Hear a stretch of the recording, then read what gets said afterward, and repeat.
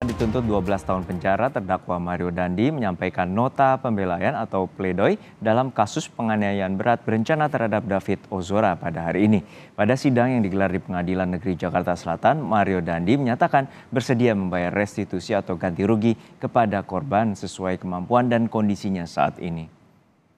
Dalam nota pembelaan pribadinya, Mario mengaku penganiayaan yang dilakukannya terhadap David Ozora telah berdampak buruk pada keluarganya, terutama pada sang ayah, Rafael Alun Trisambodo, yang saat ini terjerat kasus korupsi dan tindak pidana pencucian uang. Oleh karena itu, ia menyampaikan permohonan maaf kepada ayah, ibu, kakak, dan adiknya. Pada kesempatan yang sama, Mario Dandi juga membuka suara soal restitusi atau ganti rugi sebesar 120 miliar rupiah yang harus dibayarkannya kepada David Ozora. Mario menyatakan bersedia membayar restitusi sesuai kemampuan dan kondisinya saat ini. Pada kesempatan ini, saya juga ingin menyampaikan bahwa saya sangat terkejut ketika mendengar jumlah restitusi yang disampaikan jaksa penuntut umum. Sejak awal kejadian, pertanggungjawaban atas kerugian yang dialami keluarga korban menjadi suatu beban moral bagi saya. Dengan jumlah restitusi yang sangat besar tersebut, maka dengan itikat baik, saya bersedia membayar restitusi sesuai dengan kemampuan dan kondisi saya. Yang mana saat ini saya sedang menjalani hukuman pidana, belum mempunyai penghasilan, dan tidak memiliki harta apapun. Saya memohon kepada Majelis Hakim yang mulia agar dapat mempertimbangkan hal ini sesuai dengan kondisi saya dan hukum yang berlaku. Sebelumnya, Jaksa Penuntut Umum Pengadilan Negeri Jakarta Selatan menuntut Mario Dandi Satrio penjara 12 tahun. Menurut jaksa, perencanaan dilakukan Mario bersama terdakwa lainnya, Shane Lucas dan juga anak AG. Selain tuntutan 12 tahun penjara, jaksa juga menuntut Mario Dandi dan dua terdakwa lainnya, yakni Shane Lucas dan anak AG untuk membayar restitusi terhadap David Ozora sebesar 120 miliar rupiah. Restitusi akan diganti hukuman 7 tahun penjara jika para terdakwa tidak mampu membayarnya. Sementara itu, Shane Lucas dituntut 5 tahun penjara. Shane dianggap ikut dalam perencanaan penganiayaan dan sadar dengan motif penganiayaan terhadap korban David Ozora.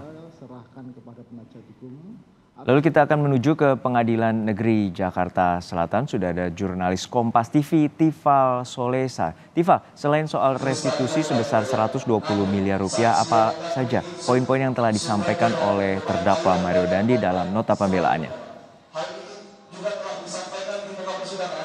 Sehubungan dengan restitusi, sebetulnya sekalipun ia menyampaikan siap untuk membayar, tapi catatannya adalah ia siap membayar ganti rugi kepada David Ozora atas tindakannya menganiaya berat dengan rencana terlebih dahulu kalau berdasarkan tuntutan dari jaksa penuntut umum ini sesuai dengan kemampuannya. Mengingat ia belum punya aset, ia belum punya pendapatan tetap, belum punya gaji tetap begitu, sehingga tidak mampu untuk membayar keseluruhan tanggungan yang dibebankan kepada dirinya sesuai dengan perhitungan dari Lembaga Perlindungan Saksi dan Korban LPSK sebesar 120,3 miliar rupiah lebih. Itu pun tidak dibebankan angka 120 M itu hanya kepada Mario Dandi, tapi juga untuk terdakwa Shane Lucas Pangaudian Lumbantoruan.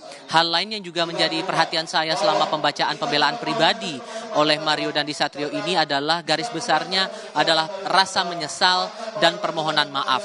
Rasa menyesal serta permohonan maaf pertama ia sampaikan kepada David dan juga keluarga, serta menyadari atau menyesali atas segala tindakannya membuat akhirnya David Ozora ini mengalami cedera cukup serius terutama pada bagian syaraf, sehingga sampai dengan saat ini setidaknya yang terakhir kami pahami dari pihak keluarga masih melakukan pengobatan, masih melakukan terapi untuk David Ozora ini sehingga bisa pulih begitu, jauh lebih pulih ketimbang kondisi beberapa waktu sebelumnya.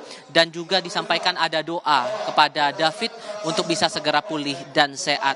Itu permohonan maaf pertama. Permohonan maaf kedua ia sampaikan juga kepada keluarganya, terlebih kepada sang ayah Rafael Alun Trisambodo, karena imbas dari perbuatannya ini atau proses hukum yang sedang ia jalani ini, sang ayah juga terjerat kasus hukum. Ada 2 kasus yang menjerat, yakni dugaan gratifikasi serta dugaan tindak pidana pencucian uang yang sedang ditangani oleh Komisi Pemberantasan Korupsi. Kemudian juga ada permohonan maaf kepada ibunya atas segala hal yang dialami oleh keluarga. Kemudian permohonan maaf berikutnya ditujukan kepada AG, pelaku anak AG yang sudah dijatuhi vonis 3,5 tahun kurungan penjara di LPKA, sedang menjalani masa eksekusi pidana begitu, dan ia menyampaikan permohonan maaf, rasa menyesal dan ada rasa kecewa begitu. Dan disebutkan kalau saya kutip pernyataan dari Mario tadi dalam pembelaan pribadi, tak terbayang hubungan ini dapat cobaan begitu berat. Ditambah ia mengaku ada kerinduan mendalam di situ.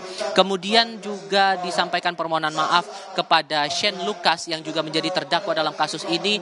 Ia menyebut bahwa Shane Lucas ini sama sekali tidak tahu apapun tentang masalah yang sedang dialaminya begitu, dan menempatkan dia dalam situasi yang sulit. Itulah permohonan maaf yang disampaikan oleh Mario Dandisatrio dalam nota pembelaan pribadinya. Ia juga menyampaikan permohonan maaf kepada masyarakat luas baik yang secara langsung atau tidak langsung terimbas atas kasus ini.